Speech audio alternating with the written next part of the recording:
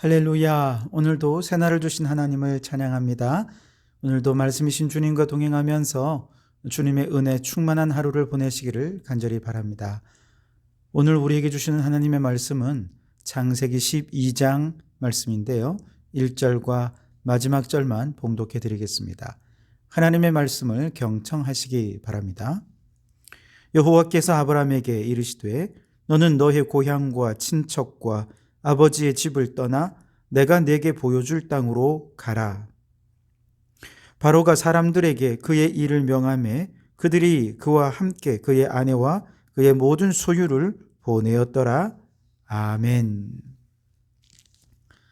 오늘도 이 말씀을 통해 우리에게 주시는 하나님의 음성을 듣게 되기를 바랍니다.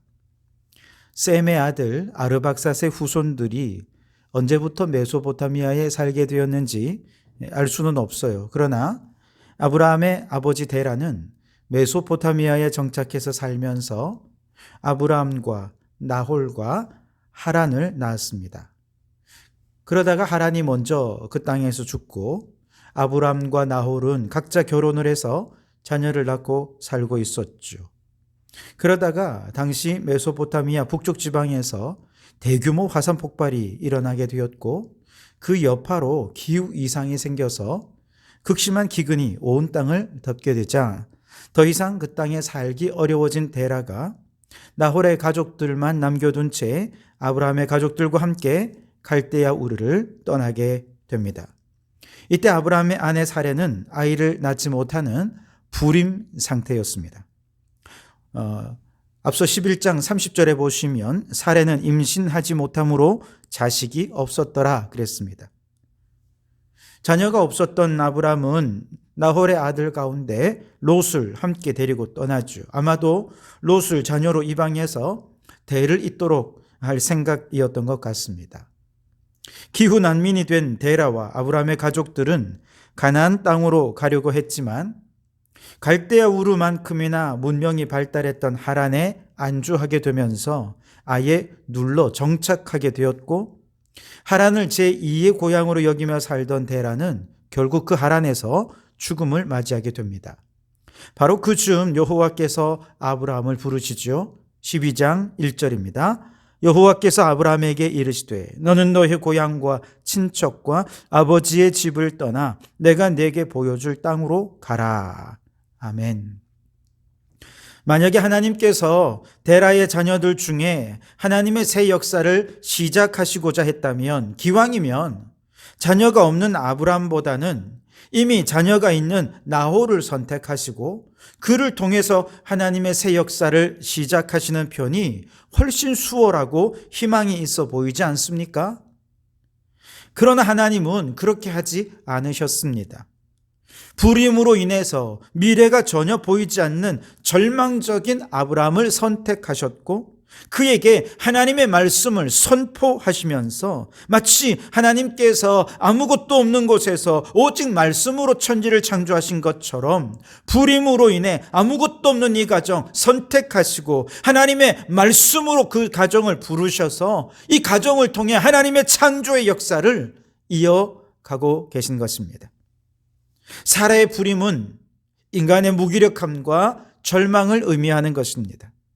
그러나 불임의 상황에서 여호와께서 아브라함에게 이르시되 라고 하는 하나님 말씀이 선포되었을 때에 그 말씀은 불임에서 생명을 창조하는 하나님의 생명 창조의 능력이 되셨습니다.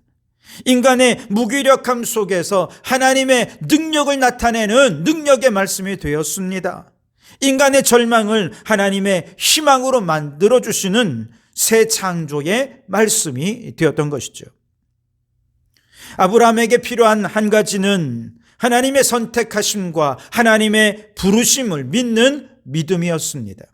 로마서 4장 17절에 보면 그가 믿은 바 하나님은 죽은 자를 살리시며 없는 것을 있는 것 같이 부르시는 이시니라 라고 말씀하십니다.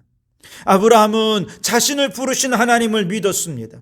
그 하나님의 말씀은 죽은 자도 살리시고 없는 것도 있는 것 같이 부르시는 능력의 말씀임을 믿었습니다. 그래서 하나님의 말씀의 능력이 무에서 유를 창조해서 장차 이스라엘이라고 하는 큰 민족을 이루게 되었고 땅의 모든 족속을 축복하는 복의 근원이 될 수 있었던 것입니다. 그런데 생명과 희망으로 나아가기 위해 하나님께서는 부르시긴 부르시는데 어떻게 부르시느냐? 기존의 규범과 안정된 질서와 안정된 생활과 미래가 보장된 현실에서부터 이제 위험을 무릅쓰고 떠날 것을 명령하셨습니다. 그래서 너는 너의 고향과 친척과 아버지의 집을 떠나 내가 네게 보여줄 땅으로 가라 라고 말씀하신 것이죠. 고향과 친척과 아버지의 집은 이미 안정된 삶의 터전이 있는 그곳을 말하는 것입니다. 그리고 장차 주님께서 보여주실 그 땅은 어떤 땅인지 알 수가 없어요. 모든 것이 불투명합니다. 위험합니다. 그러나 떠나라는 것입니다.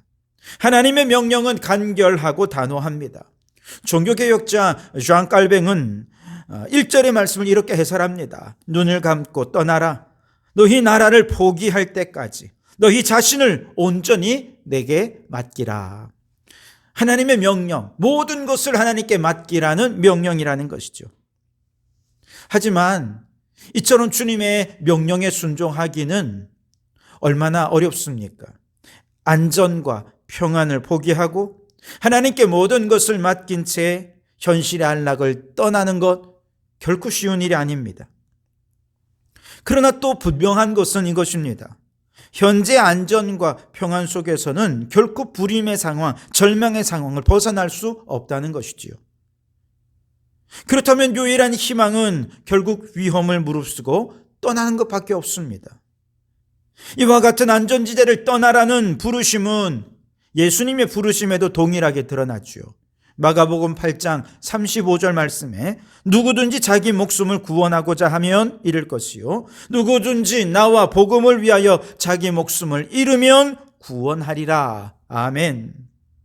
예수님과 복음을 위해 자기 목숨을 던져버리라는 주님의 부르심 앞에 우리는 고민하지 않을 수가 없습니다. 우리는 정말 이 불임의 상황, 이 절망의 상황으로부터 벗어나기를 기대하고 소망하고 있는가? 그만큼 간절히 바라고 있는가? 질문하지 않을 수 없는 것이죠.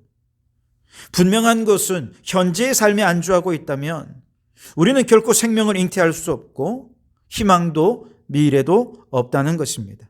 그렇기에 위협을 무릅쓰더라도 복음을 위해 목숨을 잃기로 각오한다면 하나님의 생명과 구원이 우리의 삶에 임하게 될 것입니다.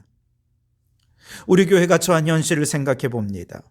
코로나 이후 급격히 변화되는 교회 안팎의 상황 속에서 교회는 마치 불임에 처한 사례처럼 생명을 잉태하지 못하고 있는 상황이 되어버렸습니다.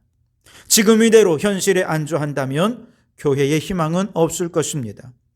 그렇기 때문에 이제는 새로운 교회의 모델을 창조하기 위해 전통적인 교회의 안전한 모델을 떠나서 선교적 교회의 새로운 모델을 향해 나아가야 할 것입니다.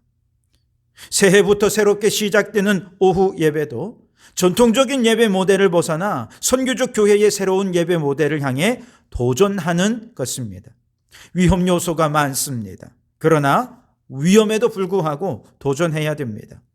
선교적 교회의 새로운 모델을 창조해 가야 하는 것이죠. 예배에도 성공하고 성도의 교제에도 성공하고 지역사회의 필요를 채우며 전도에도 성공하는 새로운 모델을 창조해 갈 때 여기에 교회의 희망이 있고 미래가 있고 생명의 구원이 있는 줄 믿습니다. 감사한 것은 떠나라는 주님의 명령에는 축복의 약속이 이어지고 있다는 사실이죠.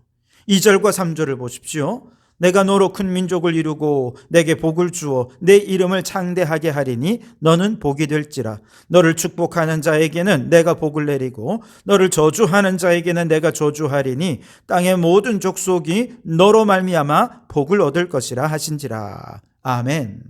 이 말씀에 보면 내가 라는 말이 끊임없이 반복되고 있지요. 이때 내가는 누구입니까? 여호와 하나님이십니다.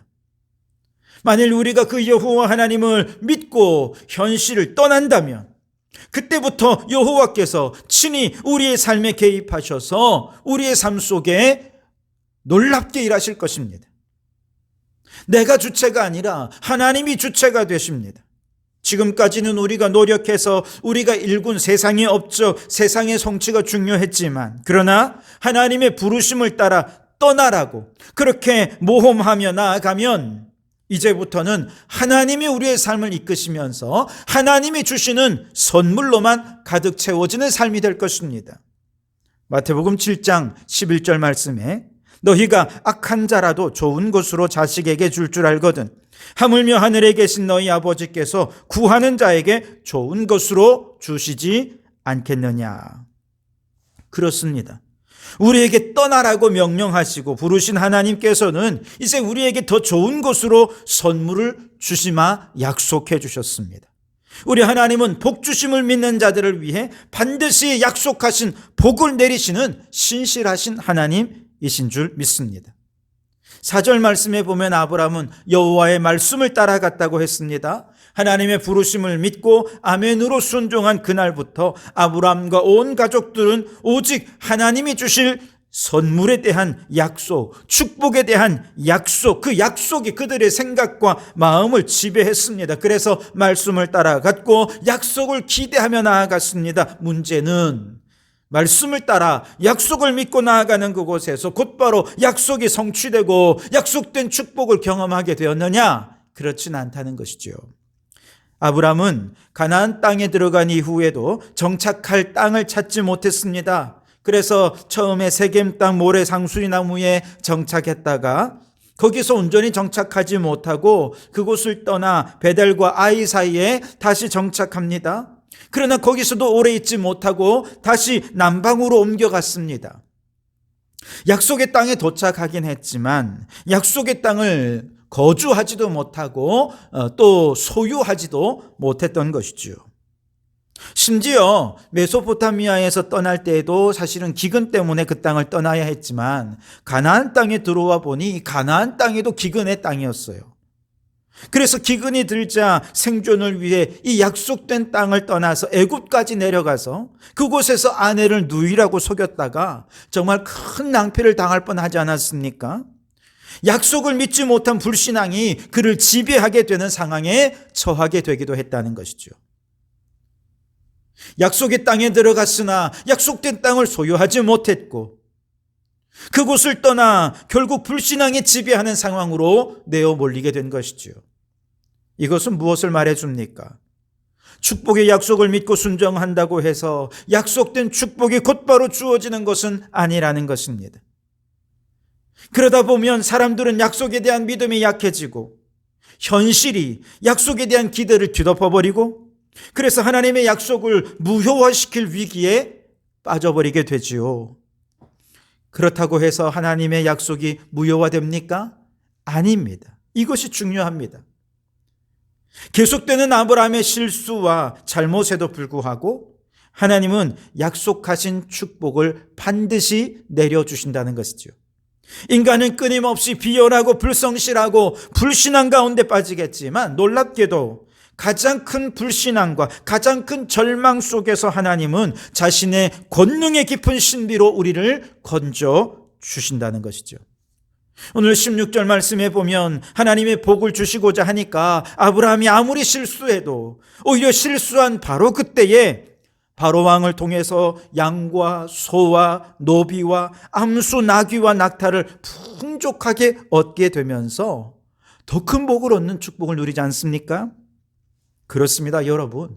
하나님이 복 주시고자 하면 아무리 우리가 실수해도 하나님은 반드시 우리에게 복을 주시고야 만다는 것을 믿으시기 바랍니다. 로마서 8장 39절에 보면 하나님의 사랑은 이 세상에 사망이나 생명이나 권세자들이나 현재 일이나 장래 일이나 능력이나 높음이나 깊음이나 다른 어떤 피조물들이라도 결코 끊을 수 없고 반드시 예수 안에 있는 하나님의 사랑을 경험하게 해 주신다는 것이죠. 여러분, 올 한 해를 돌아볼 때 믿음에 실패할 때가 있었을 것입니다. 때로는 약속의 땅을 떠나 어쩔 수 없는 낭패와 절망에 빠질 때도 있었을 것입니다. 그럼에도 불구하고 그 모든 실패와 절망조차 막을 수 없는 하나님의 축복이 우리 가운데 흘러오고 있다는 사실을 믿으시기 바랍니다.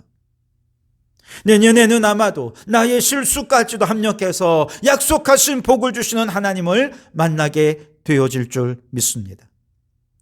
그러니 여러분, 새해를 시작하기 전에 우리의 모든 삶과 우리의 모든 염려들을 주님께 다 맡기고 하나님의 약속을 기대하며 믿음으로 말씀을 따라 나아가는 우리 모든 성도들이 되시기를 주님의 이름으로 축원합니다. 기도하시겠습니다. 오 주님, 사례의 불임처럼 절망과 무기력함의 상황에 하나님이 말씀으로 부르시면 생명이 시작되고 절망은 희망으로, 무기력함은 하나님의 능력으로 채워질 줄 믿습니다. 그러니 주여 말씀하옵소서.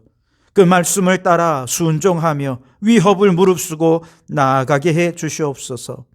말씀은 약속으로 이어지지만 우리는 그 약속을 소유하지도 못하고 심지어 약속의 땅을 떠나 믿음의 실패자로 살아갈 때 있습니다.